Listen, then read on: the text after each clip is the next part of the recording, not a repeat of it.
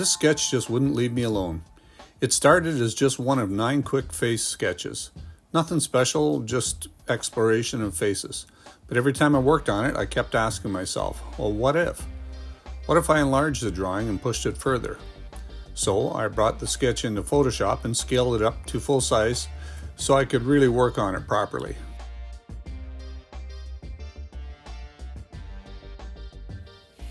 One thing I knew I wanted to do was to give her kind of a cute face, so I decided instead of having a 3 equal area face character, I was going to shorten the nose to the chin area to give her a younger, cuter look. So that's what I set about doing in the initial sketch.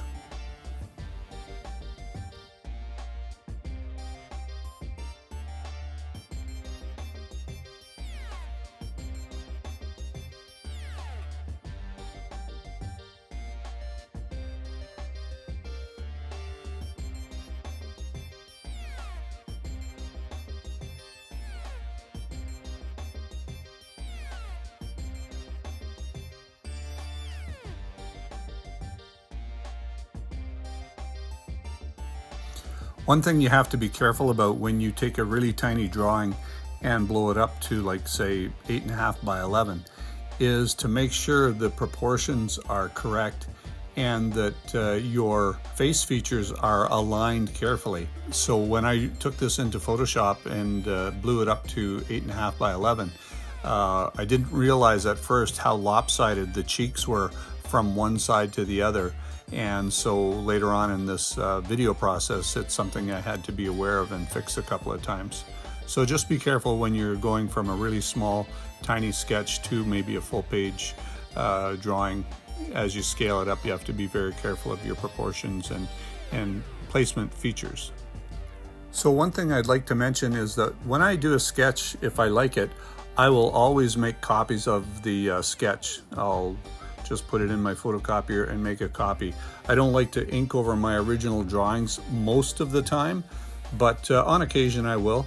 If I really like a piece and I'm feeling confident, I'll just ink over my original pencils. But most often I make copies and I do my inking over that.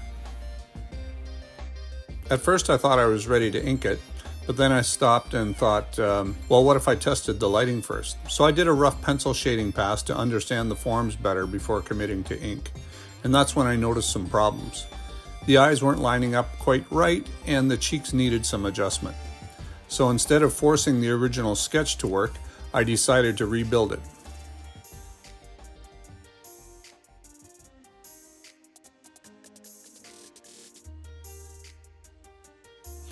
I used my light table to trace a cleaner version and even flipped the drawing to copy the stronger eye onto the other side. That instantly made the face feel more balanced. At that point, I finally had a cleaner structure to ink over.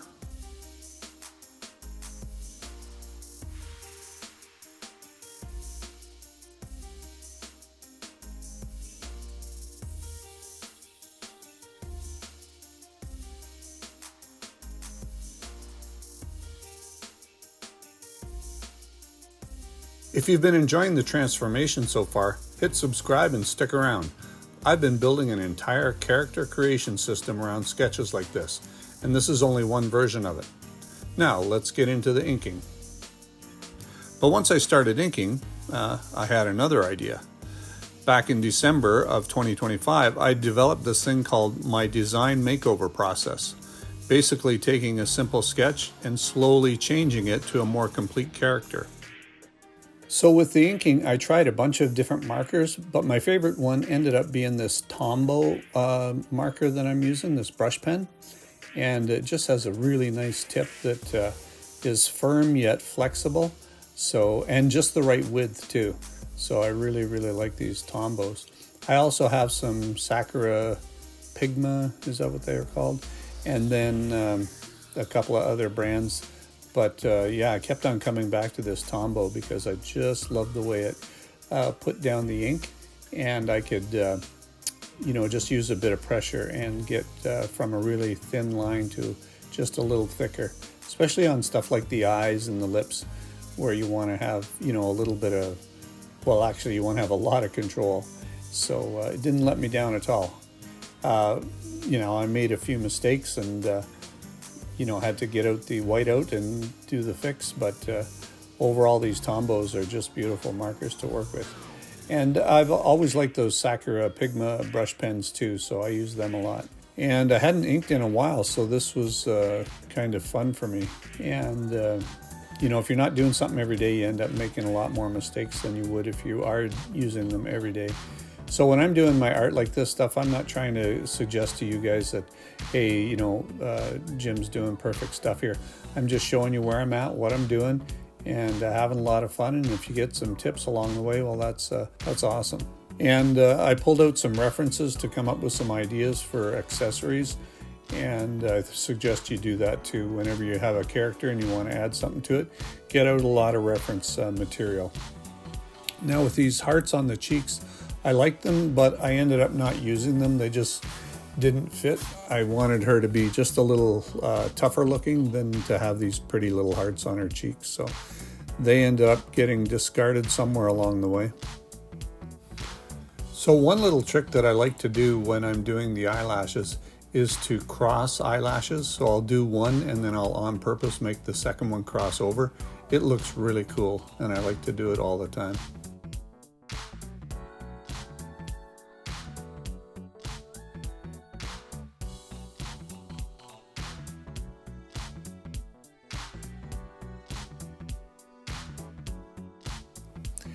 And I didn't like the shadow on the cheek, so I whited that out with actually with acrylic paint because I didn't have enough white out.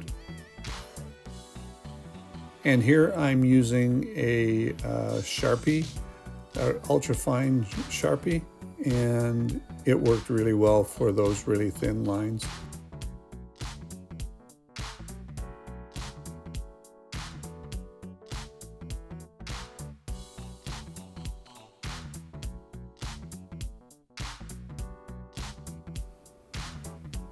I got a little more brave as time went on. I felt a lot more comfortable using the brush pens and was just able to get at it, and understanding how the brushes worked after a while gave me a lot more confidence. There we go.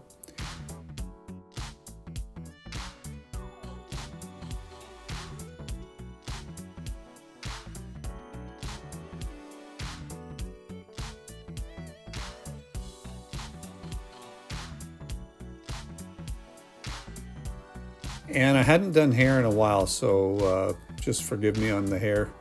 It worked out okay, but yeah, it was a lot of experimentation. Now with the brows, I also like doing my eyebrows like this, making a bottom line to get the basic shape, and then filling in the lashes individually and doing 2 or 3 rows of lashes to get the effect I want to get. And they just seemed a little bit too empty, so I ended up filling them in here after I get done with the eyes. There we go.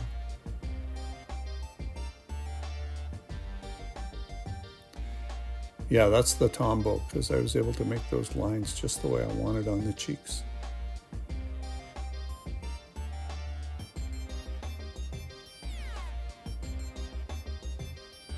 It took me forever to do the inking on the hair, so I cut out a lot of it so you didn't have to sit through it, and sped it up. But overall, it ended up working out well, I think. I'll be doing a few more of these, so I'll get better along the way.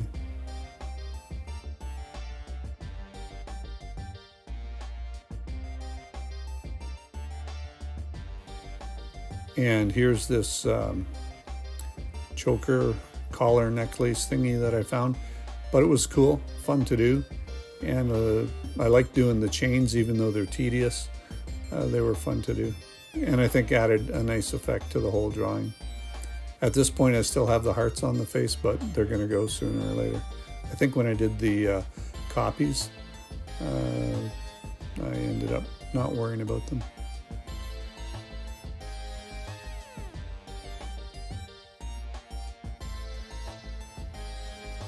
And that little half moon, I decided, has some kind of power involved with it, so it ends up getting a special effect glow up later on.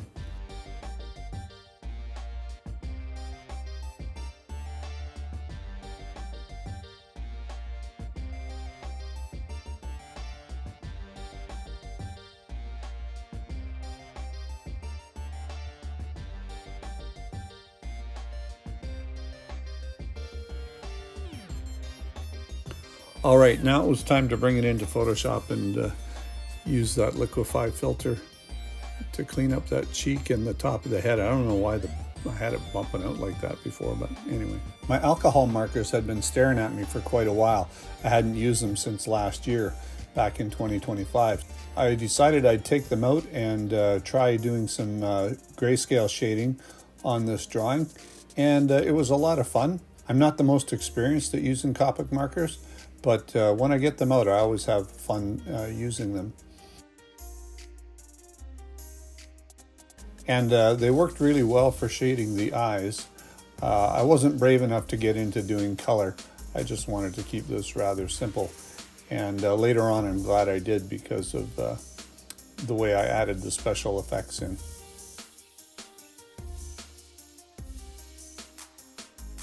So I just thought I would use a top-down lighting scheme and do the shading from that point of view.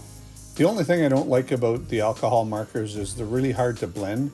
So one thing I'm going to try doing soon, next time I pull them out, is to get out my pencil crayons and see if a combination of pencil crayons and alcohol markers works well for blending. I've got to find another solution. I see some people online use alcohol markers too, but they're pretty expensive, and I've already spent about, I don't know, somewhere between $400 and $600 on the alcohol markers. So right now I don't want to be spending any more money than I have to. So we're going to try that, the pencil crayons and the alcohol markers, but that's for another video. Then I decided I would do like this star sparkle in the eyes. I'd seen somebody else do that, and I thought it looked really cool, so I wanted to give it a try. And I think it worked out well. And also I wanted to try using my gel pens because I hadn't used them in a while. So this was a really fun journey, being able to try so many things, just from a sketch to, taking it onto my light table, and then, from there, doing the inking with pen brushes, etc.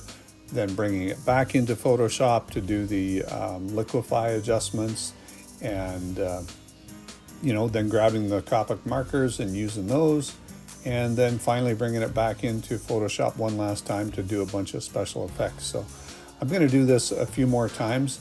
It's been a process I've been working on since last year, and what did I end up calling that?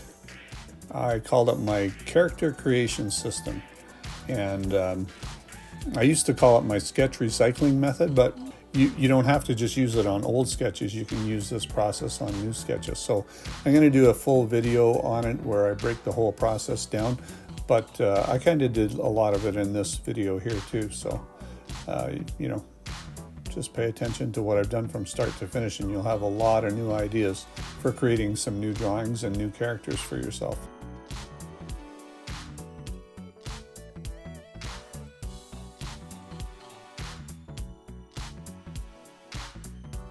Then I started experimenting with some effects. I added a glowing pendant, energy in the eyes, different backgrounds, and even a halo effect.